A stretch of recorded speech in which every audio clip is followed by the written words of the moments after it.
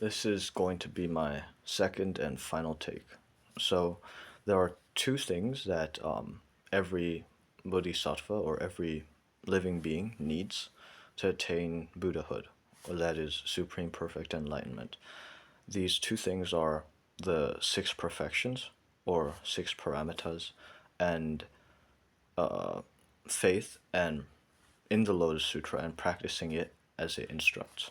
So these are the two things that are required. But of these two, faith in the Lotus Sutra and practicing it is far more actually a far more comprehensive practice, because it subsumes all other practices. As in, even if you just have faith in the Lotus Sutra and you commit yourself to no other Buddhist practice, essentially what happens is this faith will gradually expand and grow, and your understanding will simultaneously be will simultaneously grow, and this will lead to you practicing all the other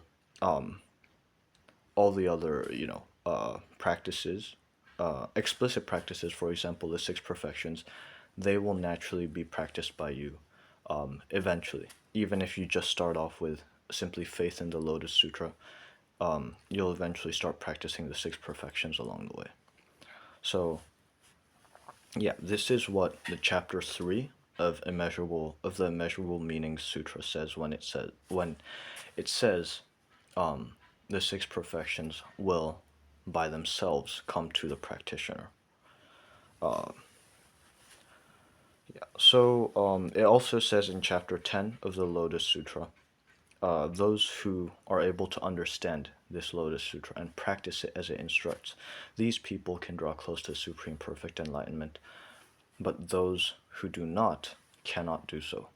This is because the Lotus Sutra is required for supreme perfect enlightenment. And also, going back to chapter 3 of the Measurable Meaning Sutra, it says, will in the end fail to gain unsurpassed enlightenment. And it also says, through practicing it, one travels a great direct way that is free of hindrances and trials. So, yeah, basically it's saying that, repeating what it said in the Lotus Sutra, that those who practice it can draw closer to supreme perfect enlightenment, and those who don't cannot do so.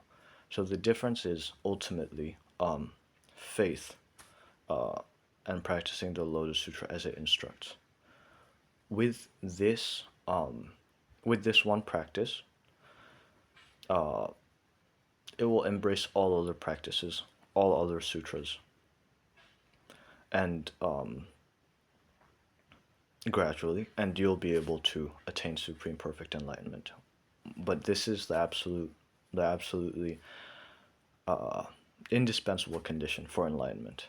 This is faith and practicing it as it instructs. Without this, no matter what you practice, you will, in the end, fail to gain supreme perfect enlightenment. But actually, even those who don't know the Lotus Sutra, or those who disbelieve the Lotus Sutra, those who even hate the Lotus Sutra, even they in the end will be able to gain supreme perfect enlightenment.